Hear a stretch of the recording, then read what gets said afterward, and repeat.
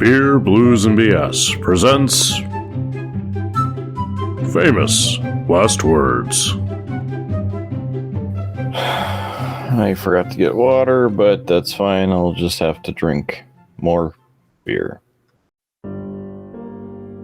Legend tales of a place where the booze flows freely and the stories are always entertaining.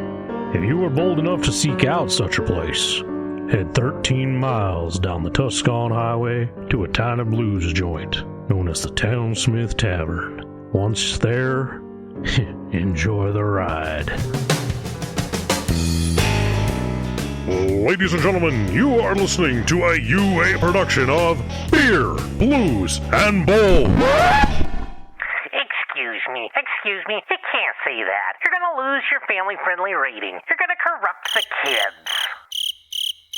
BS, a podcast that invites you to grab a cold beverage, pull up a seat, and enjoy time with friends. And here are your hosts, Howard Blues and the Mark Kidder.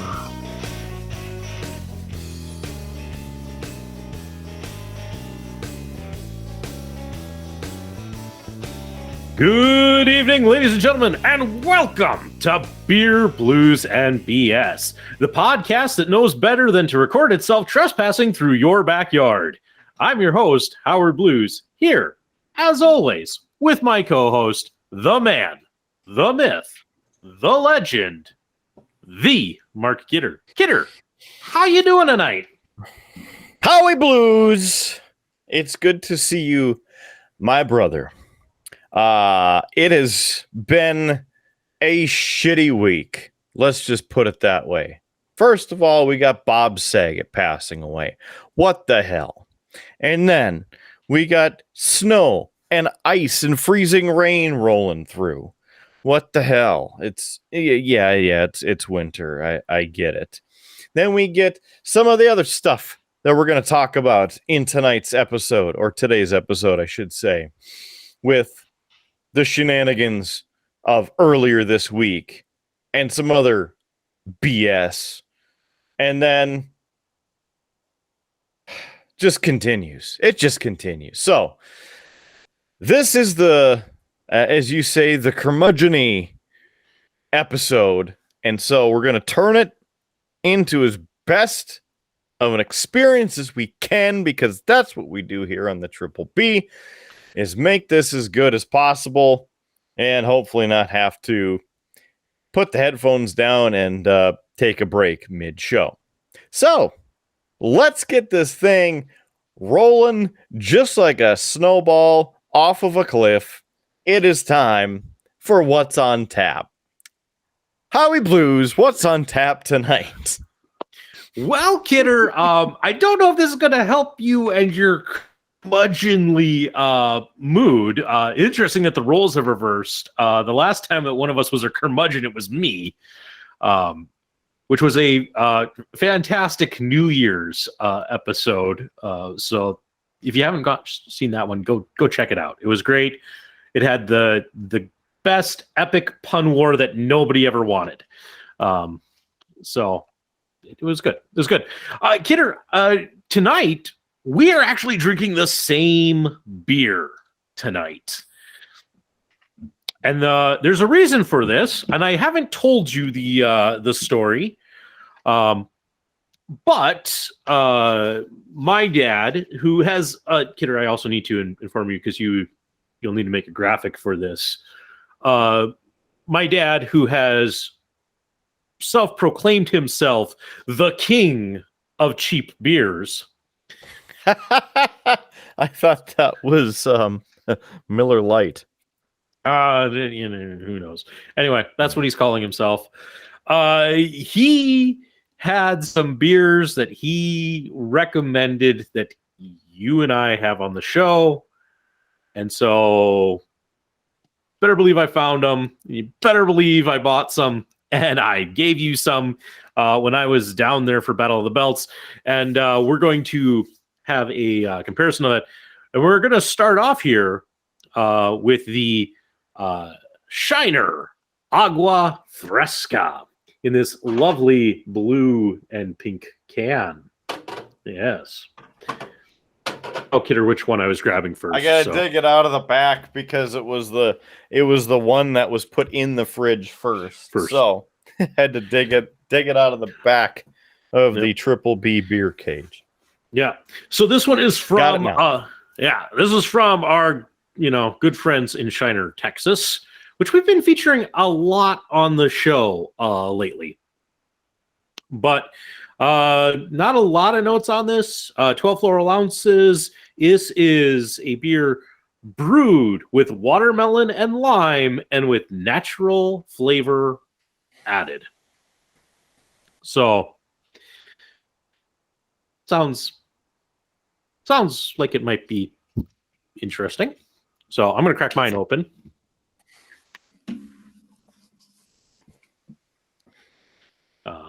Give it a sniff. Kidder is looking to see if there's anything else he needs to read off in his usual give you all the information on the can. 4.5% alcohol, contains wheat, and from the Ball Corporation, the arena of your Colorado Avalanche. Yeah. We'll let Kidder get it open. Give it a sniff.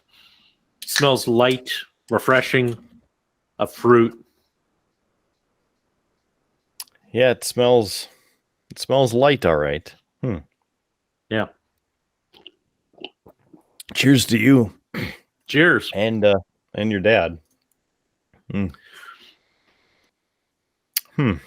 That's an odd taste.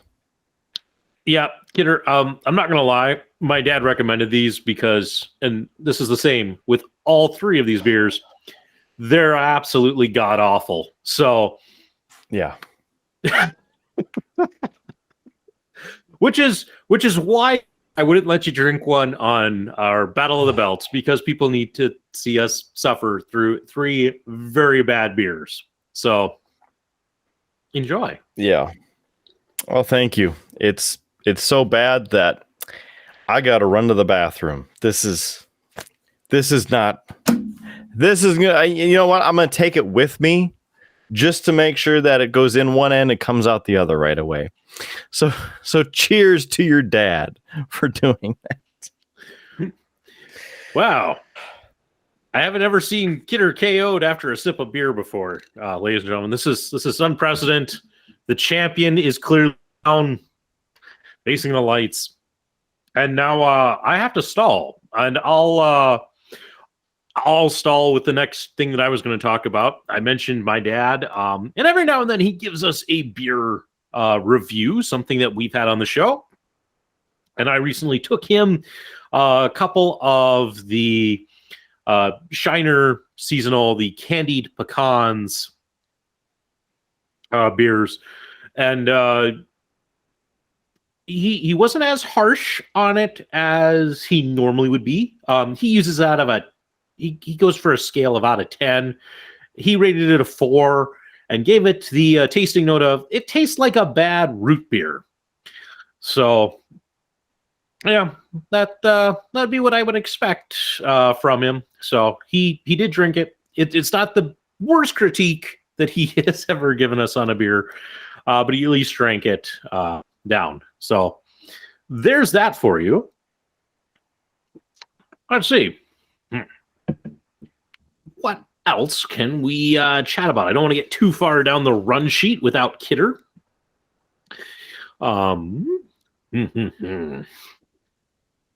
Kidder mentioned the terrible weather. It was quite the drive into work this morning. We had parked my car in the garage. I'd been shuttling Junior to and from kind of whoever was watching him for the day. And so my car was in the garage, and I hopped in, and I didn't even really think about, like, hey, it's going to be really bad out there. And as I was on my way to work, making that drive, my defroster had not gotten to a point where my wind was fully warm yet. So when that freezing rain hit, it coated my entire windshield, and I found myself struggling to see. I had to pull over and let it catch up and scrape a little bit and all of that. So yeah, not a fun drive into work this morning. Yeah, I was not excited about the freezing rain, but I made it fine, made it safe, and all of that. Let's see what else is new in the world for us. I got to sit in on a very interesting meeting today. Today was the meeting of our State Historical Society of North Dakota Board of Directors, and normally I don't attend those meetings unless they're at one of my sites, and then I will maybe show up. But otherwise, I don't. I hear about it elsewhere, like in the all-staff meeting and such that we do. But they were getting a presentation from the North Dakota National Guard. The State Historical Society of North Dakota is starting to develop a partnership with the North Dakota National Guard to build a North Dakota military museum. It started with this last legislative session. There was the National Guard sought approval to do some fundraising. They received that approval, and now they're starting that process. And we, as the State Historical Society, have been working with them on that. And I think it's going to be a great joint operation. It's in the very, very beginning stages. So not a lot to say, and not a lot of details, and not a lot of really anything. But I think it'll be a cool project. We're looking at not just the history of the military, the United States military in North Dakota, but also going further back in history and to reflect the different warrior societies and such that existed in the Native American tribes that occupied the Dakotas before that. So really, it should be an amazing museum. I get to work on it a little bit with it in some of the planning committee and such. So I'm excited. It's a chance to get to work and develop something that could easily become an institution within North Dakota for years to come. So very exciting stuff for me there, work-wise. So, man, I'm trying to stall as best I can. Sorry that you're stuck with the Howard show at this point. But that's just the way it goes from time to time. So, let's move on topic-wise, because there's a couple things I can continue to chat about. A little bit of housekeeping, a little bit of stuff that Kidder and I wanted to cover regarding the show. If you've been watching, you may have noticed a couple of things missing off of our channel as of late. You probably are wondering, hey, Howard, where's your Cave of Wonder? Where did those episodes go?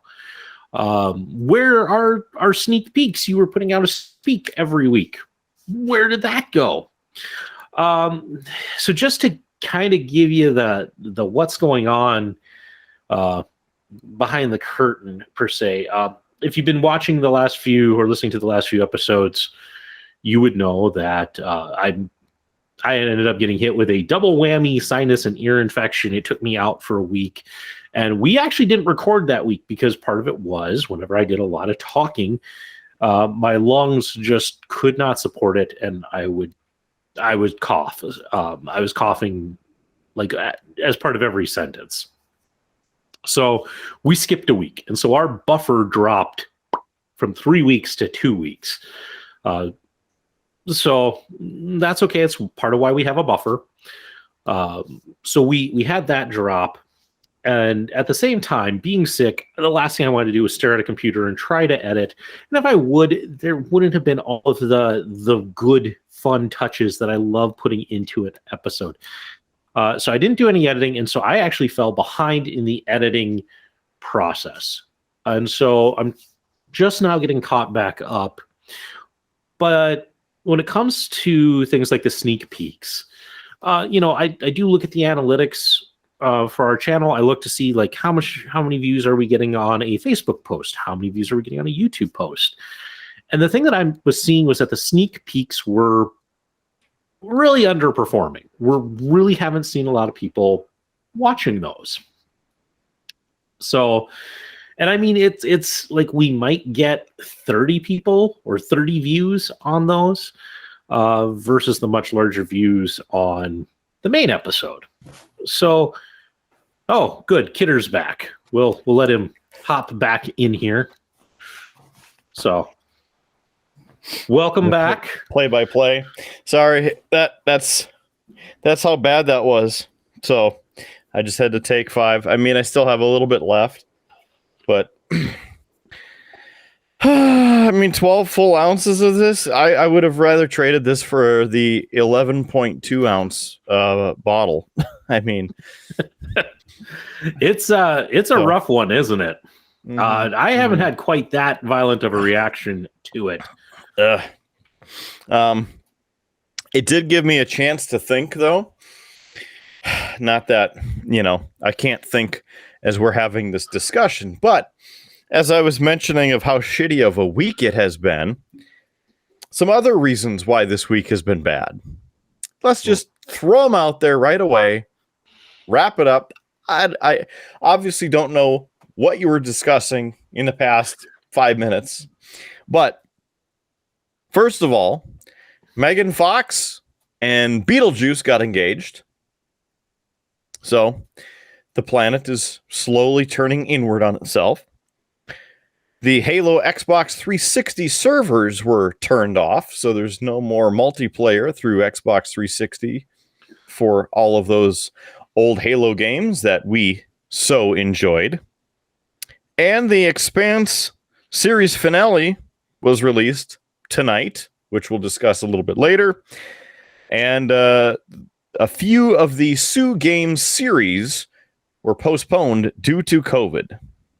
So they're continuing why this week was shitty in history.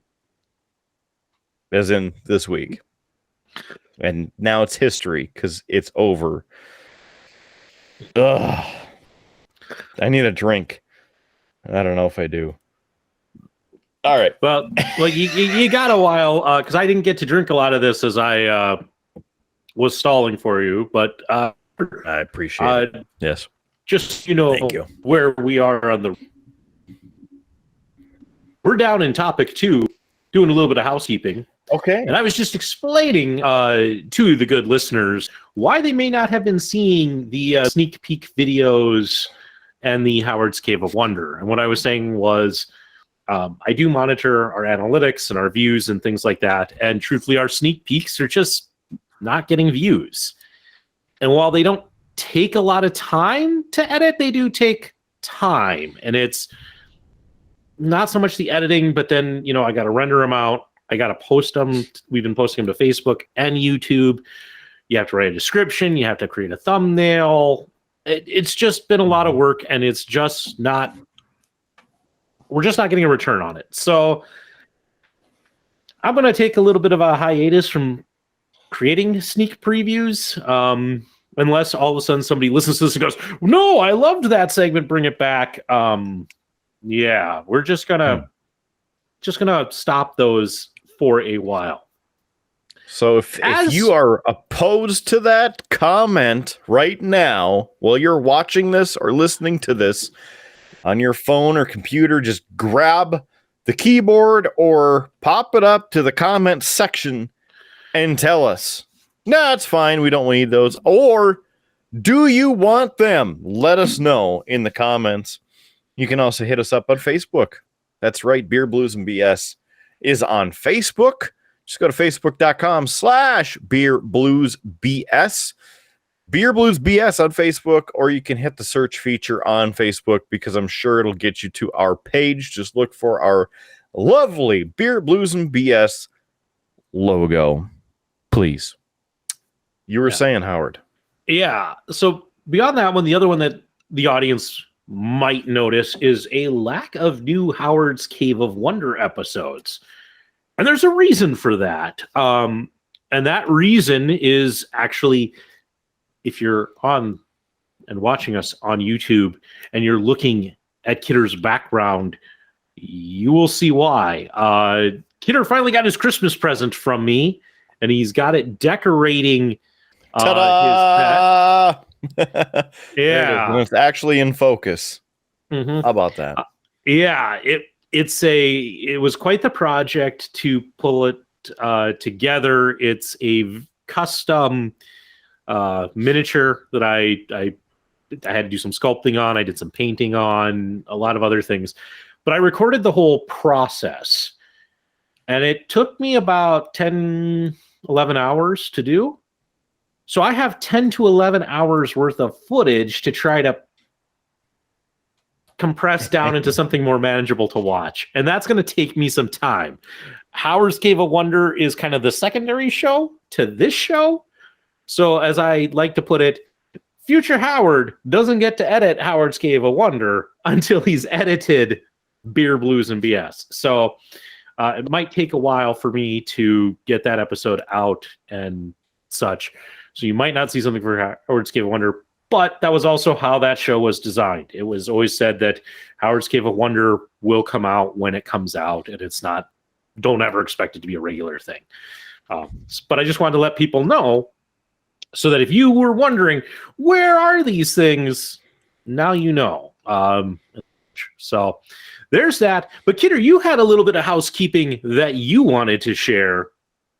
And I'll let you share it because, you know, the store kind of is your baby. So, well, I like to think of it as quite the collaborative effort, because I've made designs, you've made designs, we've collaborated on designs, so it's a giant collaboration. So basically, as you may know, we have a store, a merch store. I invite you to go to beerbluesbs.com, and right at the top of the page, you see the merch text. Just click that. It'll take you to our web store. And on the web store, you can check out all kinds of sweet merchandise that we have come up with for this wonderful show. And a lot of the stuff has even been spin-off of things that have been said on the show or phrases we have used on this store. And so basically, I want to share this brand new design that's a spin-off from, I believe it was last week's episode. Was it not, Howie Blues? Yeah, 2 weeks ago, episode 41 is where we spent some time talking about snow shoveling. And as I was doing the editing on that episode, I came up with this idea and spent a little bit of time putting it together. For the audio listeners, because you can't see this lovely design, but it's basically a play on all of the classic like NFL, NBA, Major League Baseball, kind of like the shield, the patriotic shield, the red, white, and the blue. So we have our own patriotic shield, but with the outline of a guy shoveling some snow. So yeah, it's a fun one. And then it says National Snow Shoveling League. And again, there's all kinds of different t-shirts. So if you want a premium tee, you want a regular tee, you want a loose tee, you want a V-neck tee, there's so many different tees. It's like a tee shop. Wait, it is a t-shirt shop. So there you go. The National Snow Shoveling League. And as you can see here, you can join a league that gives you the exercise you need. The National Snow Shoveling League from Beer, Blues, and BS is the perfect association of people representing you by shoveling a giant driveway with a shovel not large enough to get it done quickly, so you're having a cold beverage. Show your support by adding these items to your collection. Grab a cold beverage, a comfy chair, and join your good brothers on Triple B. Share this with everyone around you by picking up this Beer, Blues, and BS original design. Join the Beer, Blues, and BS podcast family today with these quality threads. And I know for the video listeners, not that I got impatient, but while you were mentioning the design, I wanted to just go through and show all of the various liquid holding devices that we have and the various designs. So yes, the little raccoon running for his life there, because lifeguards, only you can prevent forest fires, you know, or perhaps wanting a water with hops and grain. Yes. Look perfect for your morning coffee, or perhaps an afternoon snack with Howard's Cave of Wonder and an old fashioned, again, the Triple B. Even a wine tumbler. Yes, you've seen that a couple times. How about this? The premium t-shirt on a glass. Because why wouldn't you want it on a glass? It's a premium t-shirt glass. Right? I like how we designed that, and the thought was, we'll just put it on t-shirts. That was solely my idea, and Kidder, you once again went a bit hog wild, and now people can get a premium t-shirt. Well, let's be honest here there, Howie Blues. It was easier for me to copy the listing from another listing instead of going through and clicking through all of the merch. So that's what happened. You're lucky the description is different. Let's just put it that way. But yes, here you go. You can get the Snow Shoveling League, even though these mock-up photos are terrible. Yes, you can get the National Snow Shoveling League pint glass in a standard clear color, 16 ounce. That's a pint glass for you right here, beerbluesbs.com. And again, the stickers. There's maybe a better look at the design for you with just the die cut sticker. So beerbluesbs.com, if you would, please and thank you, join us there. Click the merch button. You can check out and purchase the merch from there, or if you'd like to buy us a beer instead, you can certainly do that by clicking the Buy Us a Beer button on the Buy Us a Beer page. Buy us around, buy us a six-pack, suitcase, you know, a few things. Kidder, I just want to. Are you done? Go on I am in like 20 minutes. Fastest 20 minutes. beer you've drank this year.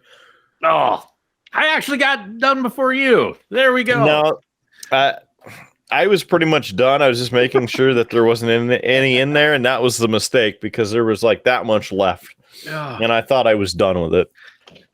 Yeah, that one was rough. If you see that one in the stores, run away. Just say no. Run away. It's the beer that KO'd Kidder. I mean, it didn't kill me as bad as the cherry lime static water, but I mean, it's got the word Fresca on it, which you're like, refreshing. It's fresh. Yes, wonderful. It's going to be a tasty, refreshing Fresca of a beverage. No, stay the hell away from anything that says Fresca on the can if it's alcoholic. I will drink a can of Fresca now and again, like the old school Fresca beverage, soda. I will have a Fresca. It's been probably a decade since I last had one, but now I want one to get the taste of that out of my mouth. I will say, Kidder, for the audience who doesn't know, because I brought you 2 of each of these. I also kept 2 of each of these for myself. So, you know, sharing the love and the misery around here as we do. But I know your missus kind of claimed the other set. And I did tell her, you know, if you drink this before we do on the show, don't tell Kidder anything. I don't know if she's drank them yet, Kidder, but hey, Kidder, don't tell her anything. I don't think she did, but when I ran upstairs, I said, "Here, try this," and ran away. And so she tried it. And then I came back and she handed it to me. And she's like, "Can't taste the guava. It's just the lime." Like, yeah, something like that. Yeah. Something like that. So, quick breaking sports news update.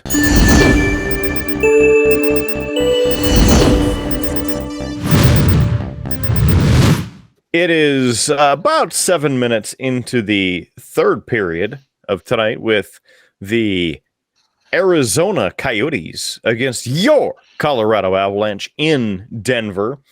And the Coyotes scored, taking the lead 3-2. And within about 15 seconds, your Colorado Avalanche score. They strike back. It is 3-3 right here in the third period with 13-14 left. And so we'll see how this game turns out while we're in the middle of this show. So by the time you see this show, it's going to be old enough and old news, but that's okay. I also wanted to just throw in, because this seems... I was just going to say, since we're talking, so you say. I was going to transition into topic 3.5 here, okay, and just say, since we're talking hockey, let's talk some more hockey. You apparently were paying attention to a game, and boy, it's bad when Kidder feels the need to text me what happens. Because usually if we're winning, he doesn't bother. It's only when there is BS that he lets me know. I think it's mostly so that it's like a hint. Howard, hint, stop watching the game. So you were watching this game. No, I don't have cable. I have no way to watch this game. So let's fill the audience in, Kidder. Tell us about what you have dubbed the Nashville Screw Job. This was absolutely garbage, and I shared a photo with you, which I'm sure future Howard may come into using that photo at some point during this one-sided discussion. But basically, toward the end of the game, third period there, the officials decided to call a too many men penalty on the Avalanche for having 6 skaters on the ice. Now, that one was pretty loose at the time. I mean, it was like, really? Because there was 1:47 left in the game. And the other reason that I call that is not just because I'm an Avalanche fan and it was a call against the Avalanche, but you look at the video and there were 6 people on the ice. Okay, but where was the puck and where were the skaters? There was no unfair advantage about where any of the Avalanche players were positioned when that penalty was called. So there's number one, a bunch of crap. So the Avalanche were able to kill that penalty off, which interestingly enough, with the 3-on-3 rules due to COVID and all of that going on with the NHL, what they do is the officials start the period or after the stoppage in play with 4 skaters for the team that has the power play, and the other team that is trying to kill the penalty has 3 players. And then when the penalty expires, they play 4-on-4 until the whistle. Then they transition to a 3-on-3 game. Whatever. It is what it is. No problem. Penalty happened. The Avalanche finished clearing that penalty time. And so the whistle went back to 3-on-3. Now, we are in overtime. Short enough thereafter, there's about 12 people on the ice next to the Predators bench. And the official who is past them, as in like down next to the face-off circle on the Predator side, looking through the Predator bench toward the Avalanche bench, is calling this penalty on the Avalanche as the Avalanche have possession of the puck, again, on the opposite side of the ice, and again for too many men on the ice. And the photo shows that there are 3 people on the ice for a 3-on-3 regulation overtime play. So how can there be 2 people on the ice, or even 3, as the official is already calling a penalty before the change has even occurred? I call screw job, and somebody was paid off because the Avalanche had won enough games in a row, or whatever the case is. And then the fact that the officials wouldn't even talk to Coach Jared Bednar after the game. They wouldn't even really give him a full explanation. So I think it's shady at the very least, and really, really agitated when it happened, because everybody thought the penalty was on the Predators, because again, they had 12 people standing around looking like they were going to all play hockey at once. And then, nope, the penalty's on the Avalanche. Okay. So, again, they get the 4-on-3 power play. Avs broke in shorthanded. There was a nice opportunity. I kind of got excited. And then, of course, what happens with that? Well, the play goes the other way. Matt Duchene, a former Avalanche, which with how he was toward the end of his tenure at the Avalanche, it's kind of good that he's not with the team anymore. Got a hold of it and scored a few seconds later. The Predators won that game 5-4.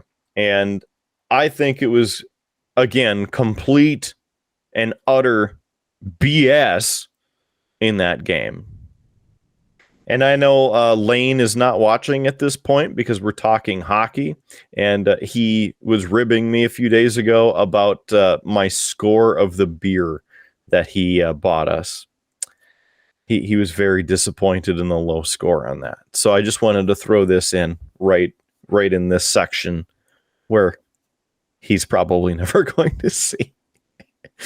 So anyway, Howie Blues. Yes, I got so agitated that the finger started going on the phone. I sent him a message and I groveled off to sleep. What are your thoughts? I actually was kind of moving because you had sent me this stuff, so that I was trying to look to see, had there been any fallout, had anybody kind of reported on this, if there was any more details given, and really not finding a whole lot. The only justification I'm seeing in this one article is basically and it's from an ESPN commentator, Dave Jackson, and I'll just read it because that'll be the easiest. But he put this out on Twitter. He goes, "I'll try to explain what I think happened. Rantanen jumped onto the ice when the player coming off was at least 10 to 15 feet away. This is technically a penalty, but often ignored, especially if player stands against the boards and waits. He gets the break for jumping too soon, but then the play develops and he ends up getting the puck just as the departing player is inches off the ice. I'm assuming that in the ref's judgment, Rantanen would not have gotten to the puck had he not entered the game early and thus gained an advantage. He would not have had it if he waited until his teammate was 5 feet from the bench." So that was his take on it, basically saying that Rantanen during the line change just got on the ice too early. I haven't seen the play, so I can't say, but when it's overtime, I will say this from the high school hockey perspective of what I have seen from refs. When you're in overtime, you try not to really call penalties unless it's really blatant. You try to let the teams play, because the last thing you want to do is make a crappy penalty and have a team lose because you made a bad call. So you tend to be a little bit more forgiving and letting them play. So this kind of feels a bit like, hey, it just to play devil's advocate, the ref could just be like, no, I'm going to call it real tight, and should have just probably let them play. Mm-hmm. So just some thoughts as I said, just trying to do some quick looking to see, was there any, because if it was a big controversy, you would find lots of comments and things like that. And I was just doing a quick search, but that's what I got for you. It's a sucky way to lose. Terrible way to lose. And if you're the refs, I know you don't owe the coach any sort of explanation, but you probably should have, and, realize that, yeah, he's probably going to have some not so nice things to say. Yeah. So. And I think that would have been the 6th game in a row that the Avalanche had come back from behind to win. So had they done that, they would have broken the franchise record for the entirety of the Colorado Avalanche and the Quebec Nordiques. So they just tied it at 5 and are again playing tonight, and we'll see how that goes. So, on with more fun news and an interesting twist related to wrestling. So, she is a WWE Hall of Famer. She is known as Sunny, does not have the Sunny background check. Yes, she has had quite the criminal history over the past few years, including spending an entire 365 days in jail for some other charges. And if I might be wrong and I might misspeak here, but I think it was due to a DUI charge of some kind. She's had a few different run-ins and several arrests, according to, several different reporting companies. But earlier this week, she was arrested again. Yes, this again, her real name, if you didn't know, she's known as Sunny. Her name is Tammy Sitch, and she, even just a week or two ago, something she was interviewed in, somewhere, said she's done with men because they didn't buy her dinner or something along those lines. So interesting thing to, get out into the press world. But then early this week, she was arrested, and not just for something small. She was arrested 2 counts of illegally possessing a weapon. I didn't see specifically what the weapons were or why it was the illegal possession of a weapon, because typically that's a firearm, and 1 count of terroristic threats. Some other information that was released is that it was against her partner, and she held a pair of scissors up to her partner's neck, threatening to, I'm guessing, kill her. So, an interesting week, and of course, we will find out a little bit more what happens to Sunny and see if her outlook is partly cloudy or overcast. You mentioned her past record, Kidder. So here's the quick rundown. In 2012, she was arrested 5 times in a 4-week span for disorderly conduct, 3rd-degree burglary, and 3 counts of violating a protective order. She was arrested a 6th time in January of 2013 for violating a protective order. She served 114 days in jail and was released May of 2013. Throughout May and June of 2015, she was pulled over and arrested in Pennsylvania 3 times for DUI, pled guilty to all 3 of the main charges, with lesser charges being dropped. In January 2016, she pleaded guilty to driving while under suspension and was sentenced to 90 days in jail, but counted her 97 days in rehab as time served. September 2016, she was rushed to Palmerton Hospital from her home in Palmerton, Pennsylvania, where alcohol was discovered. This led to a charge for violating the parole stemming from her 3 DUI cases from 2015. Let's see. Continuing on, while on probation, she was arrested in New Jersey, 2 DUIs. On January 23rd and February 2nd of 2018. It was also charged with fleeing the scene of an accident in relation to the February 2nd arrest. After failing to appear in court for either case, she was arrested on February 27th for 2 fugitive from justice charges and 6 counts of contempt of court. So if I've missed anything, March 20th. Bench warrant was issued for her on February of 2019. And the Carbon County Probation Department filed a motion to revoke her October 2018 parole.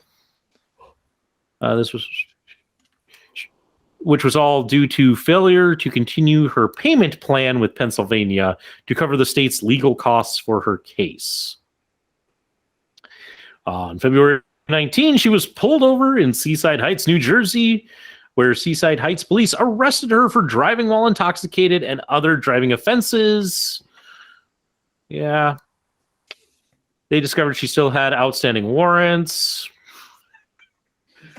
I've lost count of how many times she's been arrested at this point. She was arrested July 13th, 2020 for allegedly eluding a police officer, contempt / violation of a domestic violence restraining order, and operating a motor vehicle during a second license suspension. Yeah, she was released then in June of 2021 due to a court order. And then she was, as you just said, arrested recently. So, yeah. She can't sing Blue Skies smiling on her at all lately because she's into slammer.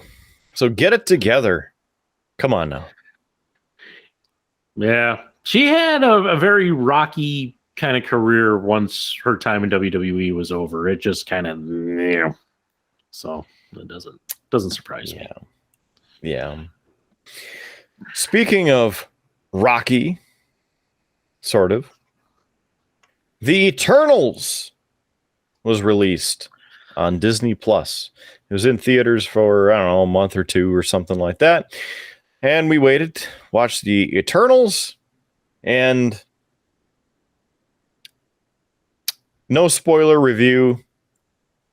It was there. There were some sweet effects like this, as we've talked about on this show before, about, Marvel movies unnecessarily putting in over effects for what the movie needs. This movie needed it. Had some sweet effects and some sweet graphics, some sweet looks. But there were some really, really dumb pieces of the plot and things you go, what? Okay. So, and it's 2.5 hours long if you watch the credits. And of course, there's an after credits scene as well. Yeah. I'm sorry that you felt the need to watch this one. I would have told you to skip it. Not that I've seen it, but let's just face it, it's the Eternals. And who knows anything about the Eternals? Unless you have been reading comics for a long time. It just, it's one of those where, like, when they announced it, I had to go up and look on Wikipedia, who are these guys? But Salma Hayek and Angelina Jolie, right? Listen, you can attach a big star to a movie and it can still be a bad movie. There are plenty of examples of that. And Kidder, I would have said you would have much better have used your time if you would have checked out Spider-Man Into the Spider-Verse instead. Which the trailer for the second one is out. I'm excited. No. I'm excited. Not wasting my time. Kidder, I hate it. Not going to happen. If you just need a nice new introduction to Spider-Man, I've been reading a little bit more at night, and I've actually been reading the Ultimate Spider-Man. It was from when Marvel did the Ultimate line. Basically, they said, there's so much continuity here. How can anybody join into this stuff? So they kind of rebooted everything to give a jump-in point. I see. And Gesundheit. Yeah, well, that one snuck up on me. Anyway, so it's a retelling, but it's very well done. Absolutely love it. If you want, I can loan it to you when I'm done. It's very good. I appreciate it. I'll let you just give me the 2-minute cliff notes on the show.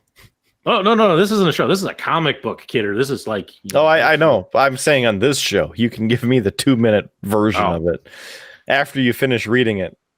So that I don't have to read it. Because I won't. The 2-minute I hate version Spider-Man. I just don't get the hate for Spider-Man, Kidder. It's... Yeah. Yep.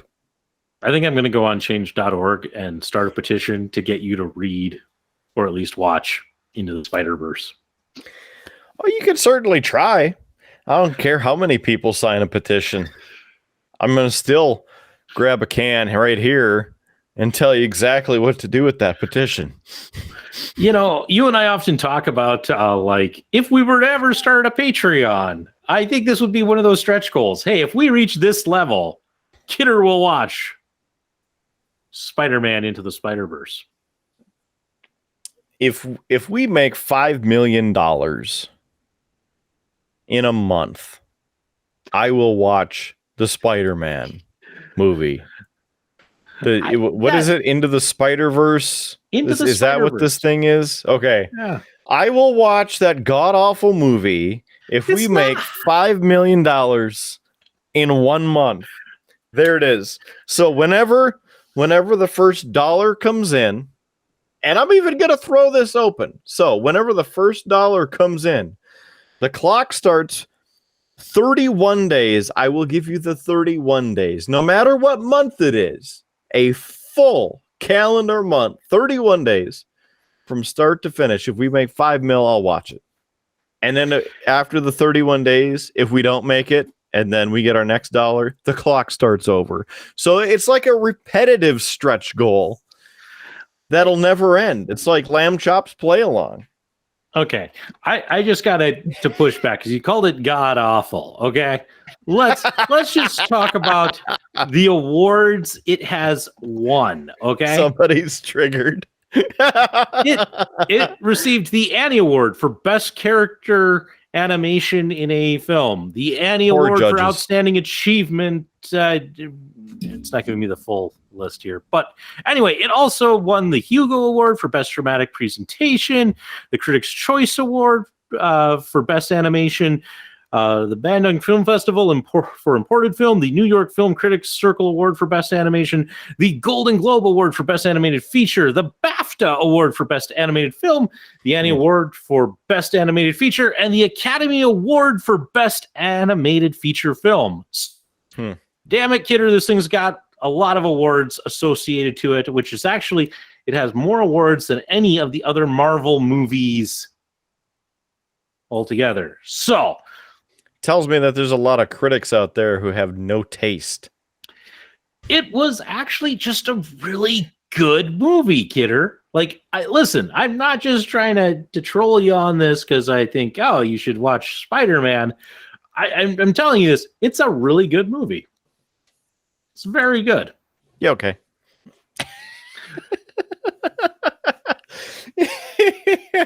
I was going to say, you know how long it took me to watch one of the first Marvel movies, and I don't even remember which one it was. And I say the first as in the first of all of these that created the giant push for all the Marvel movies. I think it was still a good 2-3 years before I saw the first one of the first ones. So either way, no, not gonna happen. 5 million, 1 month, 31 days, not a second longer. BeerBluesBS.com. You can buy us a lot of beer. I'm disappointed in you. I am. Just throwing down the gauntlet, because I mean, just think what we can do with $5 million. We can actually get a studio. You're right, but we will never achieve that goal. That was just, to be honest, Kidder, that was the chicken shit kind of way to do that. I gotta say it. You know, you could have put down a reasonable thing, but $5 million in a month, it ain't reasonable happening to me. I mean, it's a full 31 days. I could have said a week. Yeah, no, that's a chicken shit to put on there. So everybody, you can send your hate mail to kidder@beerbluesnbs.com. Yeah. It is what it is. In you. That's fine. I've dealt with a lot of disappointment this week, so just add it on. I'm gonna blame this on curmudgeon Kidder, and yeah, Yeah, something like that. yeah. You know what, Kidder? Maybe we just need to have a what's on tap round 2.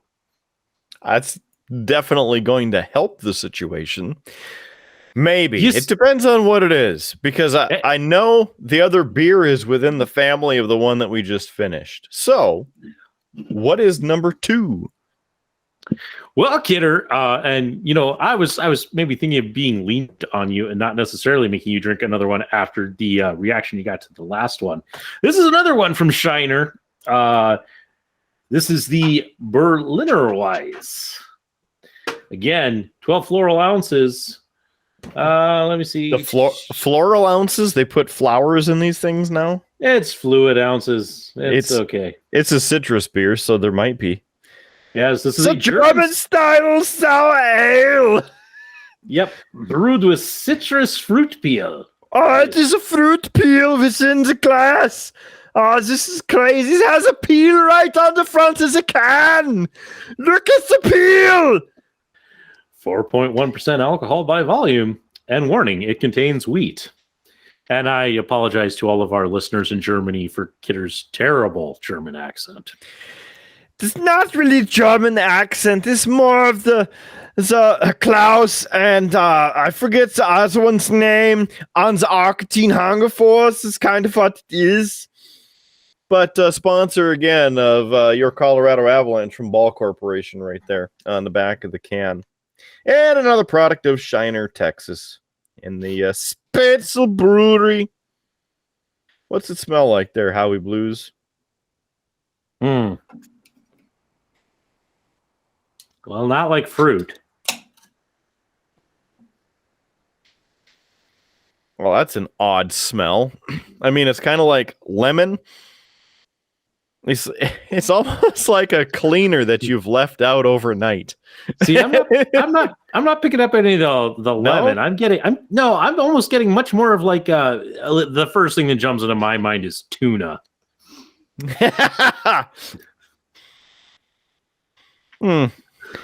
Mine isn't as fishy, so maybe you got a different batch than I did. Wait, what's the expiration date on this thing? 11... I don't know. I think it might be in German.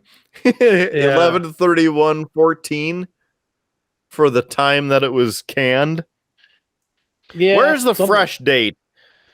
Where is? I don't know. Come on now. I don't know. This is terrible. All right. Sucks. Cheers to oh,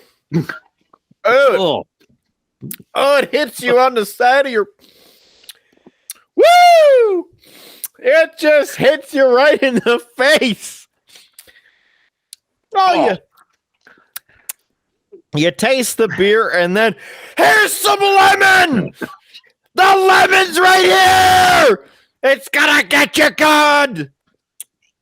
Yeah, it's definitely got like the cheap beer like initial taste. It's like taking a swig of like a Miller Lite and then somebody hits you with a sack of lemons. Yep. Yeah. I don't know. I don't even know. I don't have words for it. Oh. The cleaner just cleaned my brain. It's just like that's like all I have to say about it. It's just you remember those old bitter beer face commercials? Yes. Where they take a sip of beer and then their whole face like sucks in on itself. That's exactly what I felt that this did to me. The overall taste isn't terrible. I mean, I love lemon. I will drink straight lemon juice because it's good.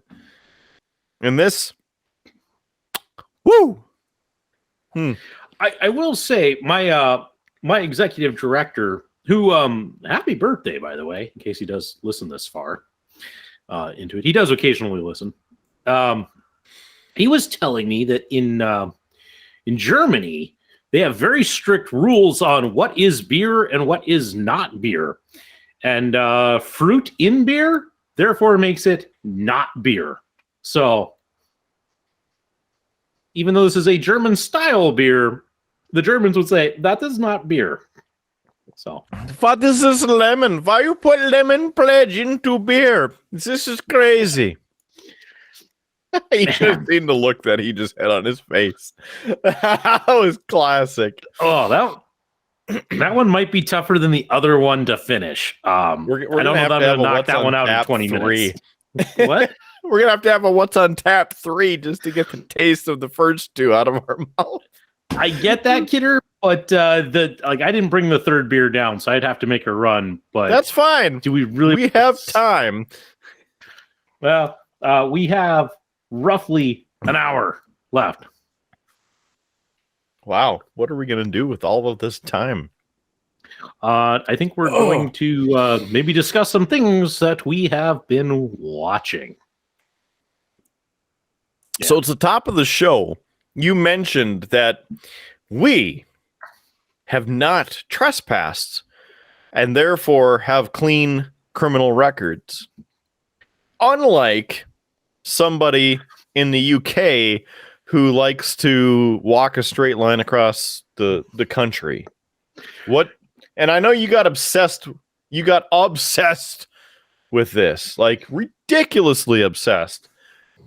What is the update? Please tell us that these yahoos got arrested or got a I don't know, some kind of a cart. Excuse me, that lemon came out of nowhere. Oh, I don't know. Did they get a segue? Please segue to something. Yeah, no. So the third video came out this week, and I did watch it, and it's interesting, Kidder, because in episode 2 he had, and for those who maybe haven't caught us talking about this before, we're talking about a YouTuber by the name of Geo Wizard. He's been doing these straight line missions where he tries to walk across the country in a straight line, and he has a whole rating system of how far he's allowed to go off the line and all of that. And he's been doing this. This is his third attempt to try and get across Wales. And in the second episode, they had quite the run-in with a farmer, and needless to say, he exhausted himself, and while jumping over a fence, he rolled his ankle terribly, and such. So they continued for a third day, and it's interesting, Kidder, because it has brought up something interesting. Because at the end of the third day, which they didn't get very far, they decided to they had kind of quite the run-in. I don't want to give a lot away. They were having some problems with their GPS system, so they ended up bailing on the third day, going back to their hotel, and the plan is in the next video for them to pick it up again. And he's kind of claiming that, well, this would be a success if he makes it. And I would like to just say, I think it's a bit of shenanigans, because so far the way that he has always pitched it is, it's not successful unless you stay on the line. So he has to camp on the line. You know, I get that at times, like when he does camp, he might, like, he turns off the GPS and he'll go and grab like firewood, or, you know, there's sometimes, you know, where it's like, okay, I can understand that. But this is like literally staying in a hotel somewhere else, coming back. So there's a little bit of question, because he did this on his first time. The first attempt to cross Wales, which he failed and gave up on, because he mistakenly left his food behind, because that was a dumb move. Yeah. You know, he went rested for a week, came back and finished, but he didn't consider that a success. But it seems like this time he's going to try and call it a success. And I think it's because he's tired of trying to get across Wales. But I don't know. I have a hard time if to me, it's like, well, I didn't count it the first time, but this time, yeah, it's okay because I don't want to do this again. Yeah, I'm calling shenanigans. Yep. Yeah. So that was kind of disappointing. But I will say, Kidder, because of that, I actually found a couple other people trying this challenge. Are they also in the UK? One of them is. Okay. This. The first, he runs a video or a channel called Marcus the Chess Teacher. And while mostly he does videos about chess, he decided after watching the Geo Wizard's first video,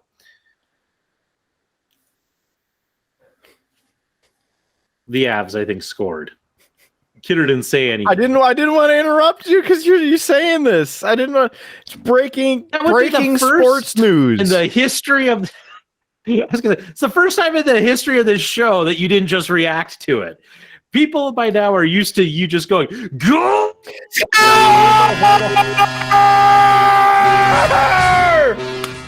Nazem Kadri in the shootout in the final frame, in fact, the fourth frame of the shootout. Whoop, whoop. Straight in your Colorado Avalanche for the Arizona Coyotes.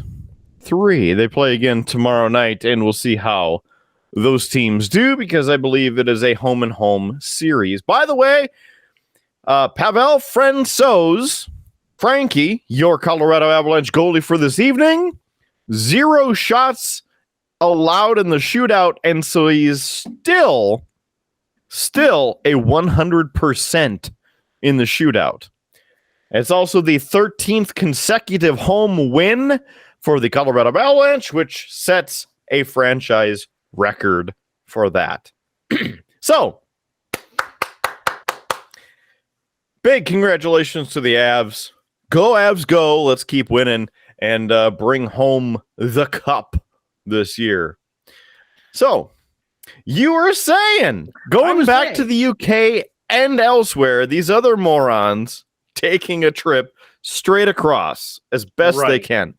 Right. And this Marcus, the chess teacher, he's clearly somebody who watched the first Geo Wizard's first attempt across Wales and thought, I could do that. And, Kidder, I would like to think that if you and I were thinking, we're going to go on this long hike, and in 4 or 5 days, we're going to make this hike. We're not going to stop. We're going to do this. We would do a lot of prep work to this. You'd really want to think it out. And this guy does not anything out.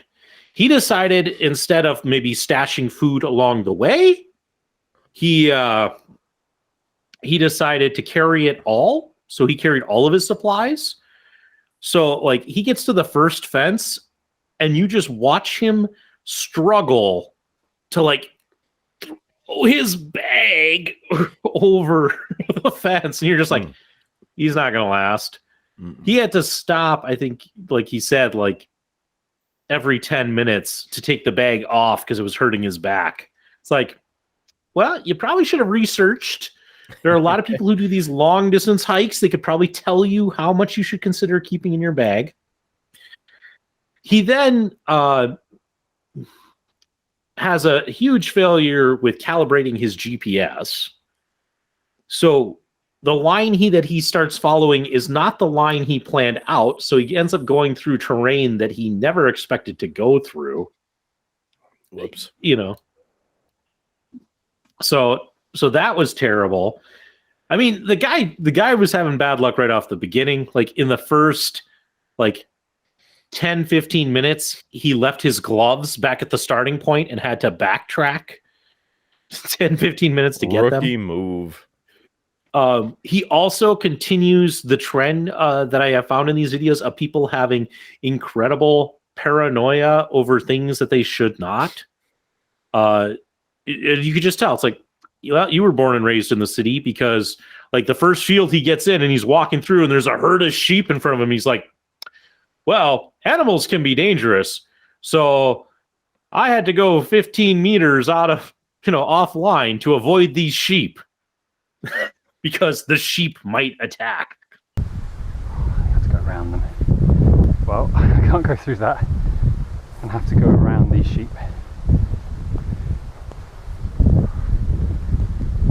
Just to hope I don't get attacked. Some people's kids. Yeah. And here in the Montana Rockies, up in the middle of nowhere on a top of a mountain that you drug us, brother Nico and I, you drug us up to the way top. And it's just as past this next point. After the next, there's some, like, I don't know, bighorn rams up there and all kinds of stuff. And we're just walking right by them like, hey, what's up, dude? And, Yeah, mountain all right. goats. Yep. Yeah. So clearly, the Triple B brothers are tougher than some city sap from the UK. Yeah. I'm throwing it out there. Yeah. But Kidder, I had to add this because the audience doesn't know this, but we had a bit of a delay in starting tonight's episode. And I was waiting for you for quite a while. But I said I was entertaining myself. Kidder, I found another straight line mission video, and that's what I was watching while you were gone. This one, it's the first time I've seen one where it's 4 guys doing this. And they're not quite frat guys, but they're college kids, and they're definitely dumb college kids. Because in the first bit, they're like, we started our line, because their thought was they're in Idaho. So these guys are actually in the United States. And their thought was, we're going to walk from our apartment in Moscow, Idaho, to this dam 40 miles away in a straight line. And they decided to start their line on their second floor balcony. So, of course, they had to start off by jumping off the balcony down to the ground. And, of course, their downstairs neighbor stuck her head out and like, hey, don't do that. You could be breaking the balcony. So, yeah, it suffers a lot of the same problems from anybody who's trying this for the first time, where they're doing a lot of gosh, we didn't realize how bad this was going to be, and such. At least the guy who's filming and the one other guy, they feel very bad about trespassing. There's a couple of times so far in what I've seen where they're like, we're going to have to go through this person's yard and scale their giant fence to the street. So I'll give them that. But the worst thing about it, Kidder, the whole thing starts off, and clearly they have access to a drone, and it's all these beautiful drone shots and just beautiful cinematography. I mean, it's gorgeous, the first, intro to this video. The whole rest of the video, oh my God, it's Kidder. If I was to show, I'm going to grab my webcam here, but the camera angle is always like this, down at their feet, walking. You never see anybody's head. So as they're walking along, they're like, look at this fantastic view. And you can't see anything. It's bad. You need it to Terrible. Yeah, it's tough. I don't know if I'll make it through, although I am already halfway through. It's yeah. So needless to say, I'm still watching these straight line mission videos. I still find them fascinating. The stupidity that I see is just amazing.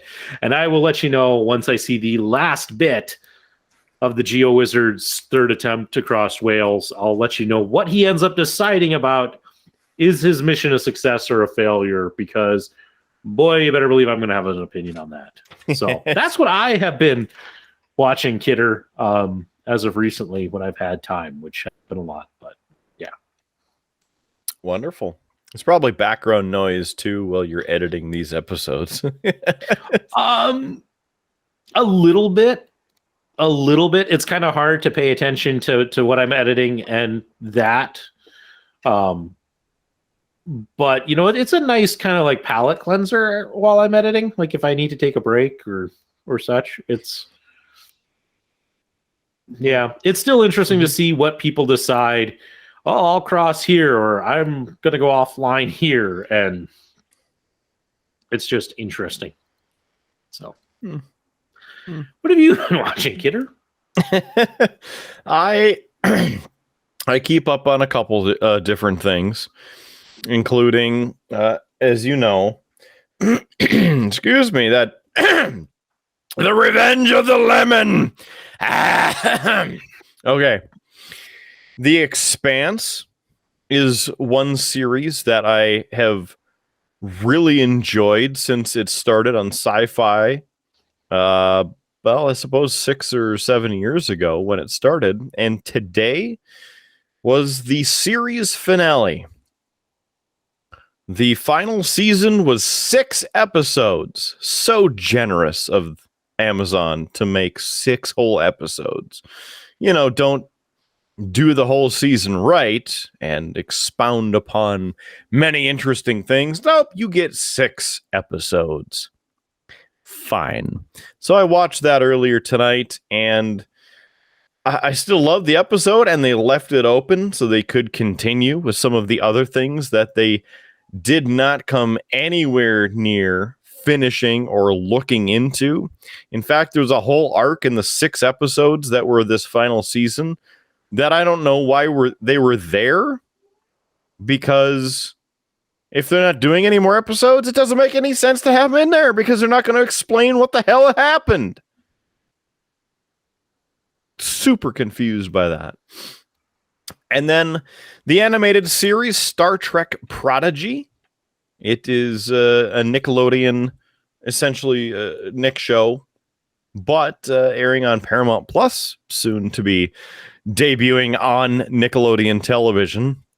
And I think even you would get a kick out of this series there, Jaco, because it's kind of almost from an outsider perspective. Not that you're an outsider and have no idea about Star Trek or Starfleet or anything like that, but it's this group of kids, basically, and their journey into learning about Starfleet and its principles and things like that. And they run into different species along the way. And I'm, of course, sitting there pointing out, oh, I think that's this race. And, oh, look, there's that race. So there's a few interesting connections that I think you would even appreciate watching that. Plus, the animation is gorgeous. The space scenes and different planets and nebula, and, the space-looking things are absolutely gorgeous. Make some nice wallpaper. So those are really 2 things that really been watching. Trying to keep up on AEW and WWE. I know I made a comment to you after... Gosh, that lemon's just hanging out.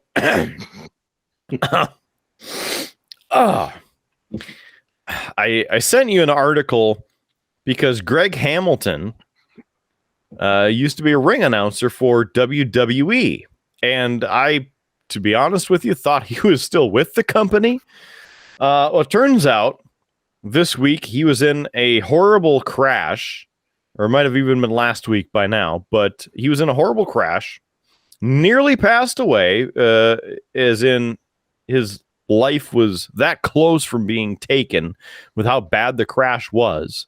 But he survived, bumped up a little bit, but he'll be good. So he's taking some time mentally to process that, and I understand how that works. But in there, he talked about how he's not going to be doing any ring announcing anymore, and the article mentioned that he left WWE in October. And I was like, what? How did I miss that? He's been gone for 3 months. Oh, right. Because I fast forward through 80% of the product. Yeah. I did that again for this week's Monday Night Raw. I watched the Brock Lesnar segment, which had some laughs to it, and then fast forwarded through most of it because RK Bro is no longer a tag team, and they lost the tag team titles to American Alpha or whatever, the Alpha Academy, whatever, Alpha Academy. That's what they are now. So they are now the new tag team champions, and there is kind of a heel turn by almost a superhero. That lemon's gonna kill me. Yeah, I don't know.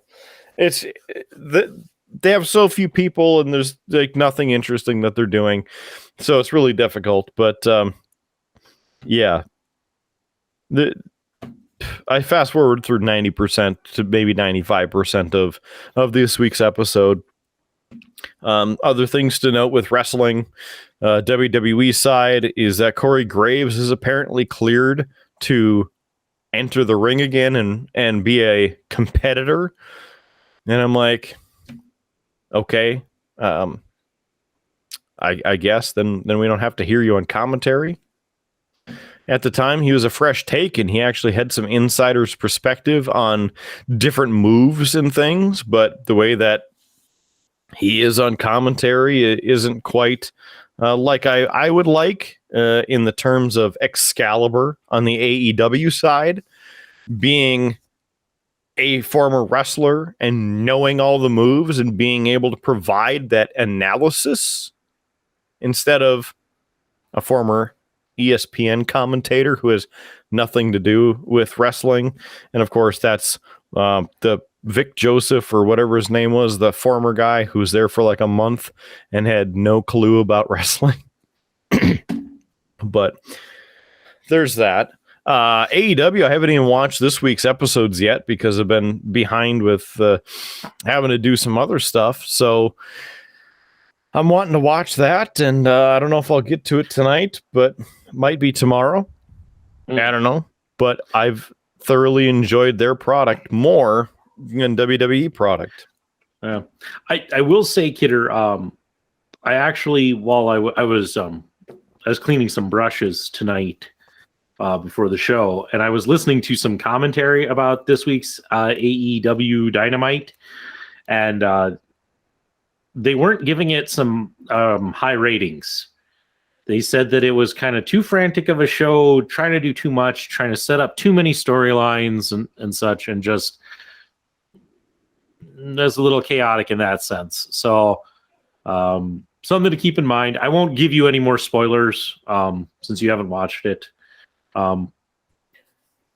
Yeah, and I won't say there's some things I was so used to you of seeing it. I was like, oh, I'll have stuff to actually comment based off of this commentary. And now I will just sit here on it and that's how it drink goes. this lemony beer. I finished mine, and it's still it's like right there. It's just it's not like the static of the cherry lime, but this is just it just doesn't fade. Me. It just doesn't fade. Yeah. With every drink, you just get punched with lemon. Yeah.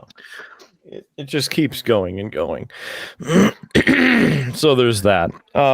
I was going to say that you could just tell me, because now that I've seen, some of the spoilers, a little bit of the spoilers, some video clips, I try to go past them, but you know how it is when you see different articles. But yeah, the big one that I was going to chat with is there's the CM Punk Wardlow match. And one of the commentators I was listening to was Lance Storm, if you remember that name. And he was not a fan of that. He was feeling like it didn't do anything for the feud between CM Punk and MJF, and kind of set up a Wardlow MJF feud. And it's a shame because the MJF CM Punk stuff was really good. So now you're going to have to try and build this back. He said it's not a good look for CM Punk. And hearing what happened in the match, it's not a good look for CM Punk. In fact, I would probably just put it, and this is just off the description I heard, it's some real WWE bullshit. Great. So, it's clear that they have a story that they want to tell, and it's just don't know that this was the best way to set it up. Also, Lance Storm, not a fan of the interim title that Sammy Guevara is having. He feels like a title is a title, and you should have the title, and it should have this interim thing. I disagree. I think it leads to at least some storytelling with it, and it's a great way to just handle the promise of having a championship match when one of your competitors is out with COVID. But I know they were a little upset because it will be announced on Dynamite, Kidder, when you do get to it, returning next week, Cody Rhodes. So he was gone for like 2 weeks, and now he's back. And why did we have this match and all of this? So it's completely worthless, like I was saying on our Battle of the Belts show.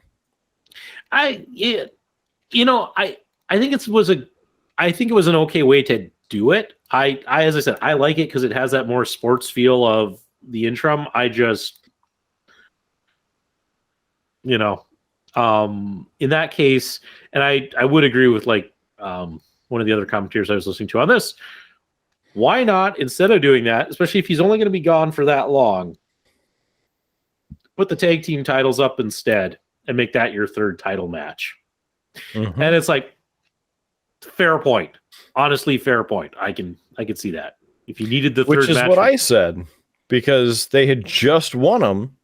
And so what better thing to do than, oh, you just won them.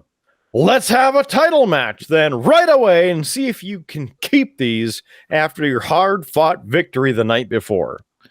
We'll see. But yeah, that was some of the commentary Well, we'll see.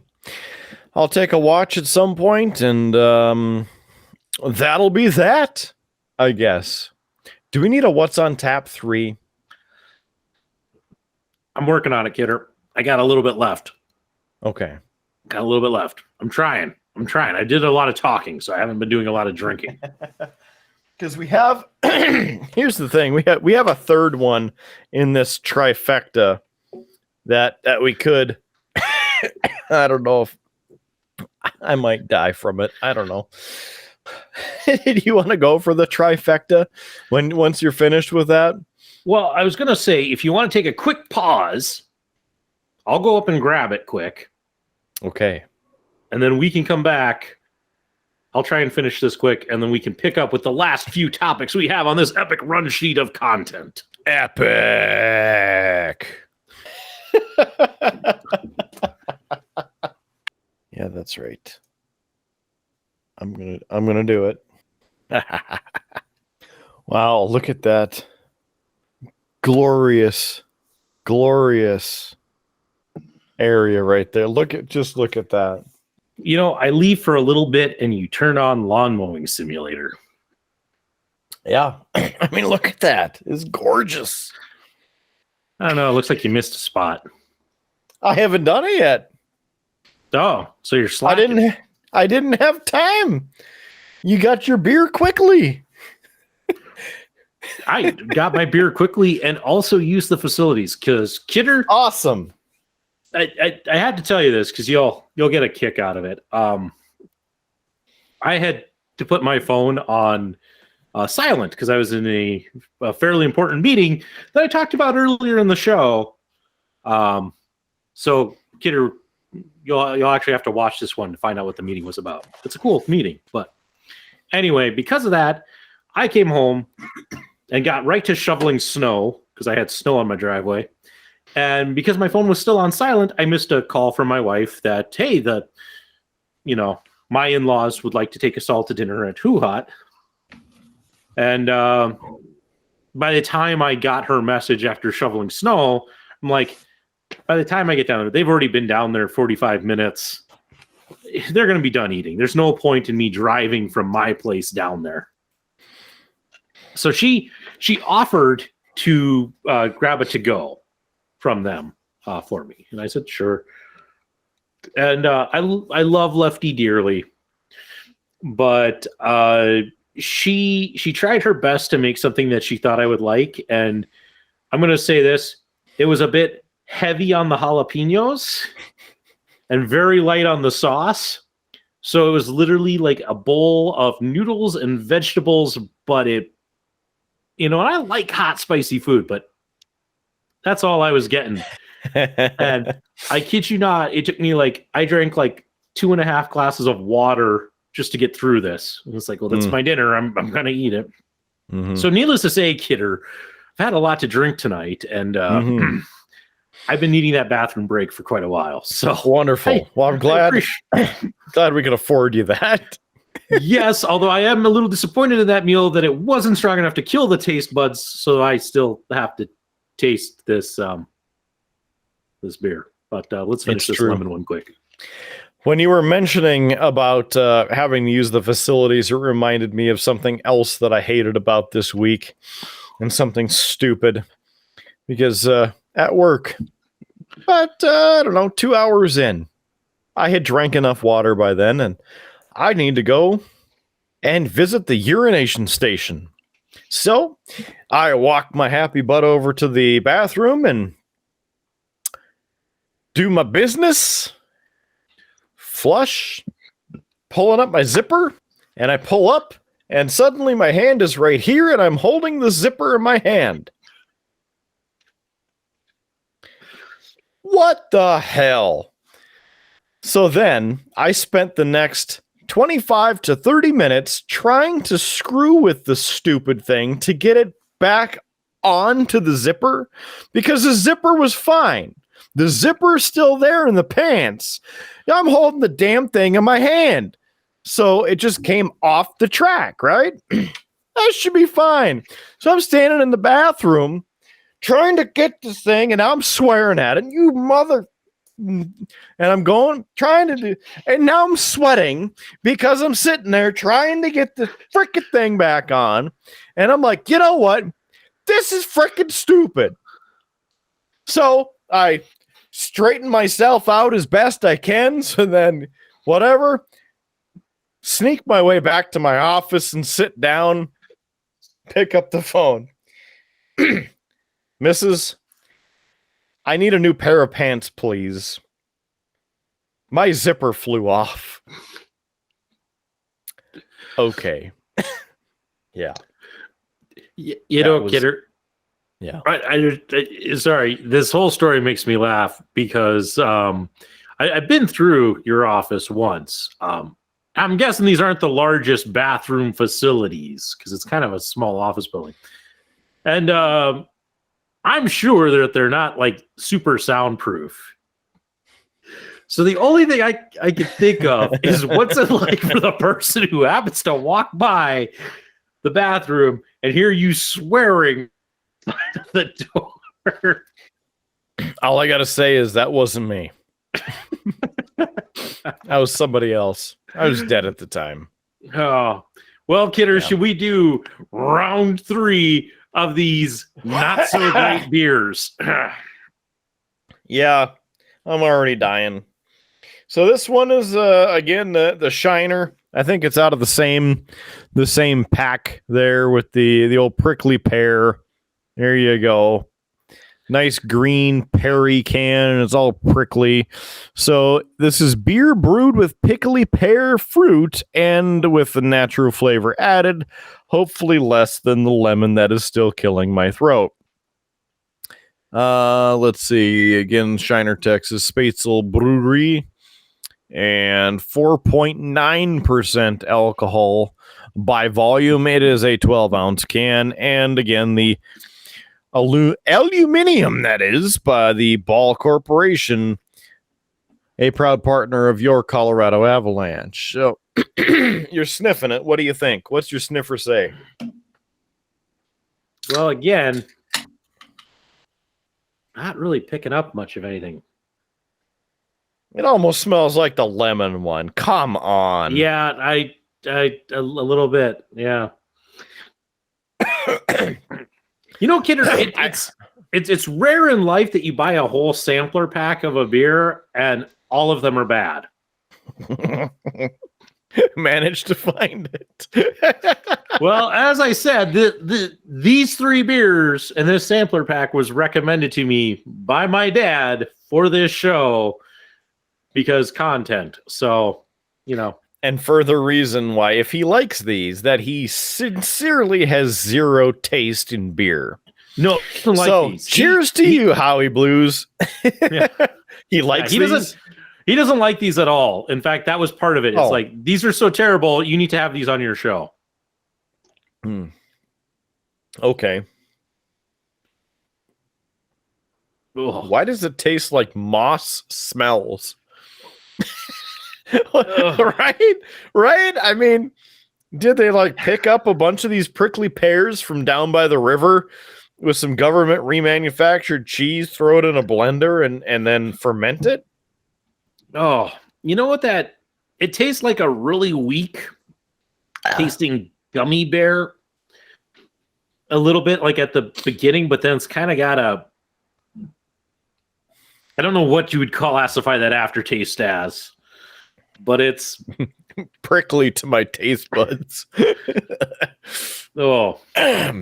Well, Kidder, now that we've tasted all 3 of these, okay, if you had to drink them, in an order, like I guess I would. This is so bad I can't. I would build a time machine and go back in time to say no. I was going to say let's rank them here. Like if we were to offer these 3, what would be the order that you would drink them again? Like, what would be your first choice if you had no other choice? Second and third. I think if you drink the lemon one first, it's got such a powerful overtone that punches your throat. So then it kind of numbs you for the other 2. So I would go with the lemon one, which again is the Berliner Weiss. And then I would have to go with, I think I would go with the pear, prickly pear. And then I think I would go with the Agua Fresca, although this one might be a good second instead. So I'm kind of torn because they're all like a 0.5 rating. Yeah, I mean, I agree with that rating. In fact, I might even say that that's a bit too generous. But we've never given a beer a 0 on this, even an IPA. Yeah. Well, okay. We'll continue to be generous at least then. But I would agree with you. The lemon one first. I think I would go with the Agua Fresca second. And this one is my least favorite of the 3. This is going to be the biggest struggle for me to finish. And at some point, I will probably just have to bite the bullet and try. Oh. This is worse than the Natty Light seltzer. Oh. It just gets stuck in your throat like you just can't get rid of it. Listen, I think you and I can both go on record as saying, we both like Shiner beer, Yeah. I've enjoyed their candied pecan. I know you drink Shiner Bock on the show fairly regularly. Like we do, we have nothing wrong with Shiner. I mean, it is the official beer of Farva. But this sampler pack has got to be the worst. And now I am trying to figure out who to pawn off my duplicates of these two. Who do I know? Because like you have the misses. Maybe I could give them to you, Kidder. I'll give you my second 3, and you can give them to Lane. Hey, we got you these tasty beers, Lane. It's time. It's time for us to buy you a beer. And I say that with all love and respect, as this beer is trying to kill me by coating my throat. Yeah. Needless to say, Kidder, we'd have 2 weeks to pull it off. Mm-hmm. Well, You're going to be here soon for the Royal Rumble. I mean, that's 2 weeks away, so we be running it close. Yeah. So we'll have to run it a little bit closer than that. We'll have to figure out a rendezvous point, do the exchange, and yeah, we just tried these.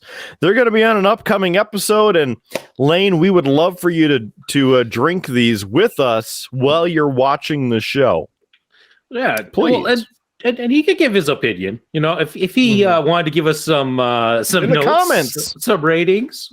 Well, hey, I mean, even if he just told you, you know, you can always report in, kind of like I report in my dad's ratings. But it'd be great because I know he loves to look in the comment section. So if he could just light it on fire, the whole comment section, multiple comments, get the highest rating. Excuse me, the highest number of comments on a single episode, I know that he can do it. Wow. No, that'd be good. It's a challenge for Lane. Okay. Well, you and I will work out the details of the handoff. And such. Yeah. But speaking of ratings, Kidder, I talked about it last week. I figured I'd share. Last week I mentioned that I had once again listened to the fantastic album Everybody Wants the Struts and was inspired to go out and buy their second and third album. And so, Kidder, tonight I'm going to review their second album, The Struts, Young and Dangerous. Wow. Yeah. Oh, yeah. If you want to hold up the back, get it switched over to you. Yeah, there we go. There's the back with the track list. There's the gents. So, on the first listen through on this, Kidder, and I will say I had high hopes for this because I absolutely love their first album. It is really close to what I call a perfect album. You know, a perfect album to me is an album where you love every track on the album, which is a very difficult feat. I only have a few albums in my collection where I can say I love every single song on this. The one I always use as a great example is the Fratelli's Costello Music. That to me has a perfect album. Everybody Wants the Struts. It has one song on it whose name I'm blanking on, and I blame the prickly pear. But the tone is just different compared to everything else on the album. That it's my least favorite. So on this, I was hoping that it'd be a follow up, and I will say, Kidder, for their second album, they are starting to change their sound a bit. So there are a couple of tracks on here that are very similar to their first album. Tracks like Body Talks, which is the leadoff song, Prima Donna Like Me, Bulletproof Baby. All three of those could have been on the first album. The one of the bigger disappointments is they released a single called One Night Only, which is a fantastic song, and I was hoping it was on here, and it's not. So that was a bit of a disappointment when I read the track list, because it's like I do enjoy that that particular single. And I will say, Kidder, as I was listening through this, about track 8, like it starts to go downhill for me on this particular album. They start kind of getting into their ballads and such, and their sound is just different. It's like they started off, it's like, okay, yeah, more of the Struts. And it's just like, no, we're going to start playing with our sound. And yeah, I don't know what to think. The worst one on here, I think, is track 11, Freak Like Me. Yeah, I didn't care for that one. And then to my last kind of bit on this, to give the way back in our interview with Blake Bedsall on our bonus episode, I brought up a theory that was given to me a long time ago that the 7th song on an album is always the best song. And on here, the 7th song is a song called Fire, and then it's got in parentheses part 1. They have a 2-part song on here. So the first part is Fire, and then track 12 is Ashes, and that's part 2. And part 1 is kind of it's telling a story kind of throughout about, it's kind of a love story. So Fire is all about, hey, me and this girl, it's great, it's a great relationship, and we're on fire, we're burning brightly, that kind of thing. And then track 12 is It's Over. And I like track 12 a lot, because they start off kind of slow, they hit their chorus. When they come back to their second verse, they pull classic, I say. It's their original sound. They go back to their original sound for the second verse. And it makes sense within the story. The only negative I have about the track Ashes, Kidder, you know the song We Are Young by Fun, right? Yeah. There's a part in that song where they do the, we can go higher, right? Mm-hmm. Luke Spiller on this, the lead vocalist of the Struts, when he sings the word fire in the track Ashes, he has that same intonation when he does fire. He does it just like, it bugged me the first time I heard it. I know that from somewhere. It is. I'm not saying like that he stole it or plagiarized it or that, but it's like I hear that and it took me out of the song because I'm like, I've heard this before.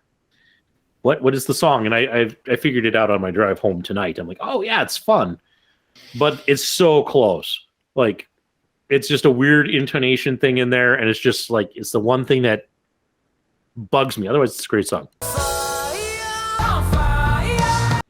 Overall, I like the album. It's good. It's not as great as Everybody Wants the Struts, but enjoyable, and I don't mind it being in my collection. So that is Howard's review of the Struts, Young and Dangerous. It's very interesting. And again, between the pear and the lemon and the agua, it's just building up. To I took another shot. I shouldn't have. Oh. To build let's see. Build off what you're saying, and I can't remember if it's a Black Veil Brides or if it's Asking Alexandria, because both of them have new singles right now, and I don't catch the name of it. Excuse me, most of the time that I'm driving, and I haven't caught it enough to see what it is and the title and whatnot. But the new single, okay.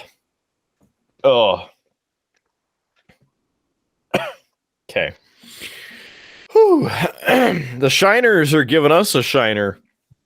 Run for our money. So again, I don't remember which band because both of them have some similar sounds. I think it's Asking Alexandria. Either way, in the new single, there's some whistling in the background as part of the song. Now, do you remember the Culver's commercials from a few years ago with the I know it's very, very general, but it's a Culver's commercial. And you go find Culver's commercials with the theme and the whistling. You listen to that, and then you listen to this new song, and you're like, are they fans of Culver's, or are they just bad at making music? Because that's all I hear when I hear the song. I'm thinking that there's a Butterburger coming at me like this, and like, get a concrete mixer, or have some cheese curds and the crinkle cut fries. And I shouldn't be thinking that about a rock band. Yeah. So I know I've heard a couple of artists talk about the fact that sometimes you hear it's a riff, it's a sound, and it just sticks in your head, and you kind of eventually, like years down the road, like it's still there, but you have forgotten that it is somebody else's work, and it comes back up, and you're like, oh yeah, I have this great idea, and you don't realize that you're pulling somebody else's out. I've heard comedians talk about the same thing with jokes, where they hear a joke from somebody's routine and the idea of it sticks in their head, and the next thing you know, years down the line, they come up with a bit, and it's not intentionally that they meant to steal it. It was just they heard it, and it's been so long that they have forgotten that it was somebody else's bit. So very possible they could have heard that in a Culver's ad, and it just stuck as an earworm, and they forgot that, no, this wasn't an original idea. This is, but it is very distracting when you hit something like that. So I think it's, and I'm trying to confirm it while you're just digesting that. I think it is asking Alexandria. In fact, I think the name of the song is Never Gonna Learn. And the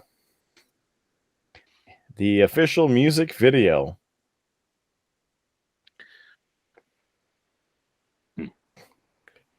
Yep. Yep. It's this song.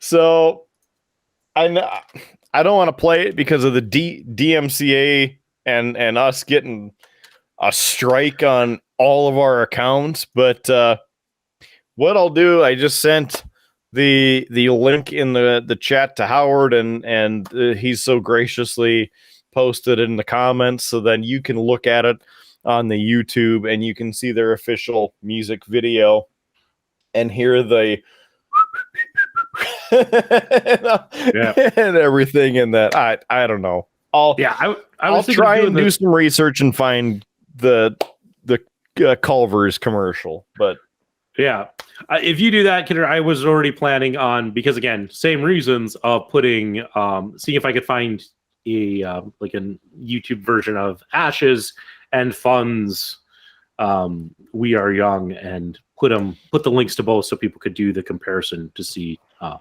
hear for themselves and such. But speaking of copyright strikes and all of that, Kidder, I wanted to talk a little bit about a controversy I've been following involving Twitch and the new TV meta that has been going on Twitch. I don't know. Have you heard any about this at all, Kidder? I haven't. And the reason that I haven't is because those bastards decided to ban the KRDN channel for fraud. Why is it fraudulent? I don't know. Can't get a straight answer out of them. It violates the terms of service. How does it violate the terms of service? I looked through all of them. I don't know. Nobody will respond. They're a bunch of douchebaggery douches. So, KRDN, bringing you the information that you want, now only on YouTube. Yeah. So anyway, this controversy, I have nothing to add to that, Kidder. That is between you and Twitch. Yeah. You know, I listen, I'd like to stay on good terms with Twitch. You never know. Howard might eventually find free time and, you know, wish to start a streaming career. You know, maybe, I don't know, possibly leaving my doors open, you know. You know, we could probably stream this show because it's not like we're offending anyone or fraudulently broadcasting, because we make this shit up as we go. You know, we probably when we get the Patreon. Yeah, maybe once this becomes profitable. Yeah. Anyway, so, 5 million in a month. Anyway, so apparently a lot of these Twitch streamers, in attempting to try and gain more viewers and such, the new meta for collecting these viewers has been what's called the TV meta. And basically it is, if I'm a Twitch streamer, I watch a TV show, an anime, something like that, and I sit there and I do commentary over it. So that's been the meta. It's getting people to watch. The problem with that is Copyright the- infringement. Yeah, I mean, because even if you're making commentary over something like that, are you really doing that, or are you basically just allowing people who don't have access to that content a chance to watch it now and basically skirt any of the money making that these show creators have, through advertising and revenue and things like that? Because in order to broadcast it, you need the permission, the express permission from the owners of that license or broadcasters to share that content. Correct. And yes, we could dive into the true nitty-gritty of, like copyright law and things like fair use, because you might have noticed that we do use clips on this show every now and then if you watch the YouTube version. And with that, we always try and credit our source, but we're also always trying to provide some commentary over it, and really when we say commentary, like, hey, here's like an example that's came out in last week's episode. Here is, we showed the Cale Makar goal when he scored the overtime goal, and you were talking about it and how it was a great goal and fantastic goal and all that. And it's like, we're adding to it. Yep. And we're not just rebroadcasting a game. We're not just rebroadcasting a large segment. We are showing a clip, breaking it down, adding our reactions, our thoughts, our analysis. There it is. You can go find the full clip on the various sources of whatever we're watching or breaking down. And we usually show those as the show notes. And so that's where the fair use policy comes into play. But this whole Twitch thing of watching a movie or TV show and then just talking over it. Oh, yeah, I really like this part. Oh, this part's fun, too. What are they doing? Oh, that's interesting. That's a blatant copyright violation and a violation of the terms of service to Twitch. Yeah. So needless to say, there have been a couple of larger streamers who have been banned over this, or at least suffered a suspension. Pokimane, she went out for a while. I think hers was just a suspension. Distinguished Toast is another one who got that. His was I forget what exactly he was showing, but I think it was an anime. The interesting thing, though, is after like 2-3 days off, Toast was allowed back on because it was revealed that he actually set it up. He basically copyright claimed himself. He what? Yeah, so here's why I had to show this, Kidder, because it's just an interesting story. He wanted to teach people a lesson that it's not a good idea to do this. So he was showing anime and talking over it, and after a week, reported himself. Well, not quite. After a week, he hadn't gotten a copyright strike, and it was kind of failing in his plan to basically get a copy strike live on stream to kind of put awareness out there. So what he did was he used a song by a friend of his early in the stream so that she could take and file a copyright strike against him and get him suspended live during his broadcast to try and hopefully teach people a lesson. Now, that's what he said he was doing. There's a part of me that looks at it and goes, that's a really good marketing ploy, because for a while, he was across, like, you had YouTube commentators who were commentating about it. You had news stories on journalism sites, if you can call them that follow like professional Twitch streamers and news. But it's just I've seen it showing up in my Facebook news feed, which again, I'm like, why is this news? But whatever. Maybe one day we'll make it onto Facebook news. Yeah, it probably won't be for a good reason, though. Yeah. Or it might be something, great, like the gentleman from Indiana finally makes his, debut on the Triple B. Yeah, but we'll all be old and crusty and we won't be on the show anymore because we'll be dead. Exactly. He's missing his time. You know, there is a peak to anything in popularity. I'm afraid the gentleman from Indiana might be missing his peak. You know, it's sailing by quickly.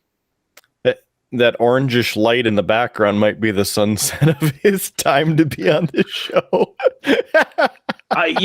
Listen, I mean, I think we have almost dried up the well of stuff we can do with him. It's his sunset and it's the rise of Lane, his sunrise. Yeah. Yeah. I mean, Lane's already bought us beer too. Yeah. Yeah. Maybe Lane needs to be on this episode. That's the next challenge. How about that? Who's going to be on the show first?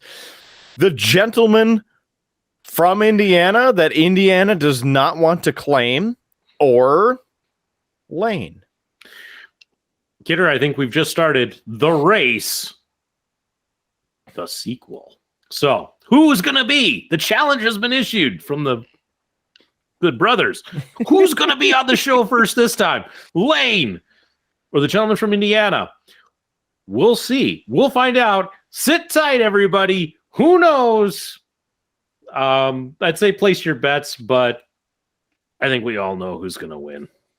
The over-under odds are pretty good on one versus the other. Yeah. Yeah. So, Kidder, did you want to talk lawn mowing simulator? I see it on here. I know that, when you took a break, I took a mental break as well. Brought up that nice yard on there, looking at it, saying, you know what? Mow me. And it will get mowed very soon. After this episode is done, I will take a half-hour zen and mow some lawn. And it's great because it doesn't trigger my allergies and I don't have to go outside. The reason I bring it up and put it on the topics list for tonight is because I got a text from Rude Boy Kyle earlier. Hey, what's your favorite mower and lawnmower simulator? Because, I kind of like using this one. And you bought it, didn't you? Man, I wish this game was multiplayer. Yep. So, yes, Rude Boy Kyle has now hopped on the lawnmower and is going for it full time in the simulator. Then it gets a little bit better. Not only is he running through the game saying that it really needs a multiplayer so then we can all mow lawns together, which it does. He said it. In fact, earlier he was looking at this fancy Toro mower. So there is that. But he sent me that.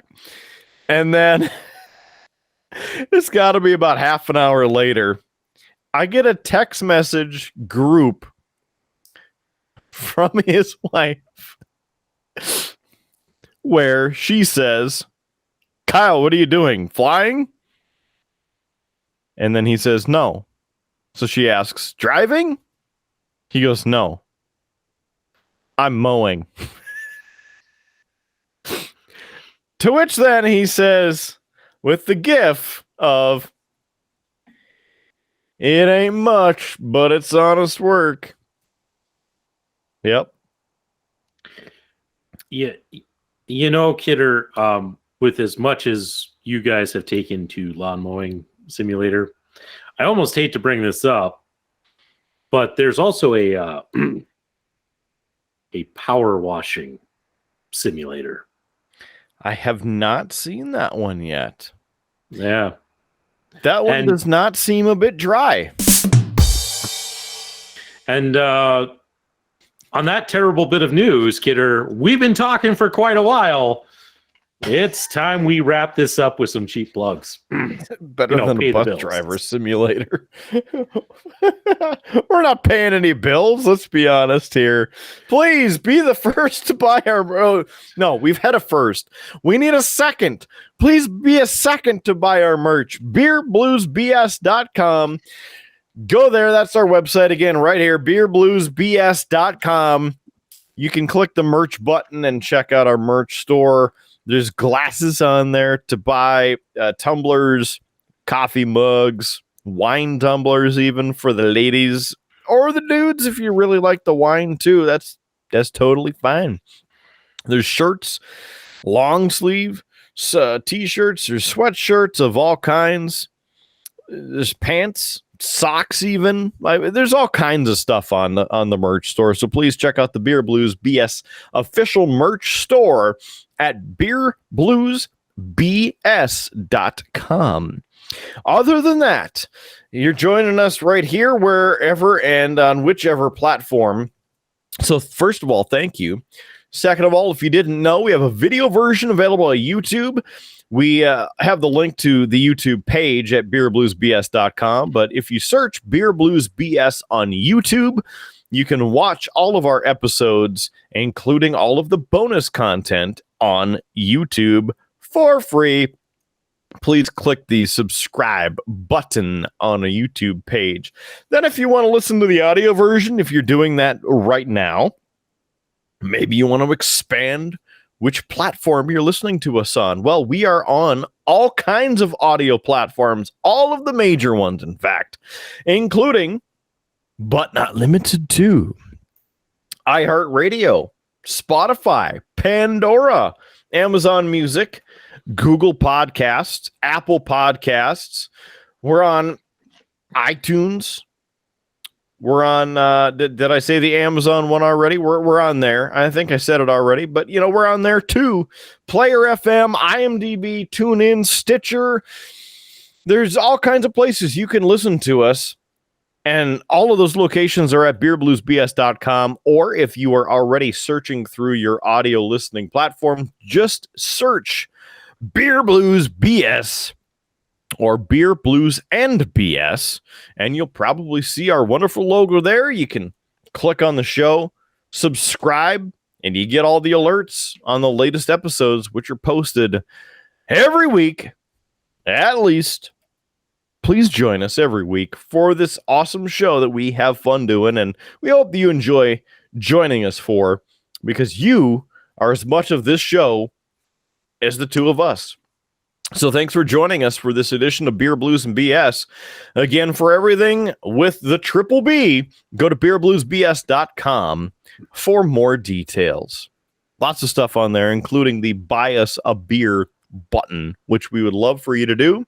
Or, you know what, if you would like to sponsor the show, you can always do that too. The info is right there on the website, beerbluesbs.com.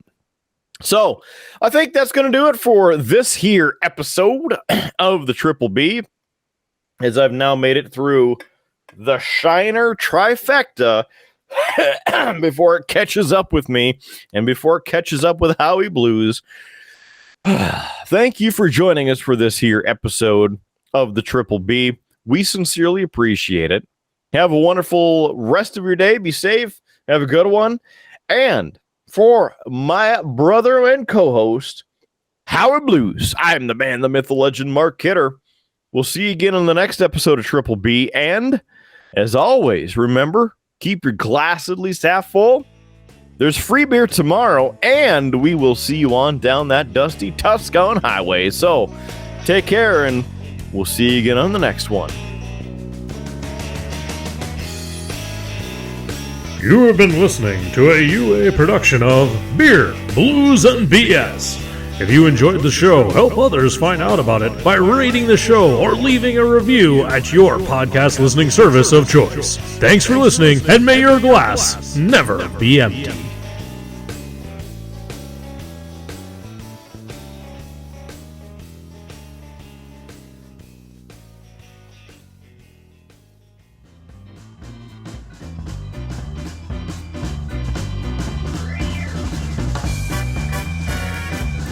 UA Productions presents A Glimpse Behind the Curtain.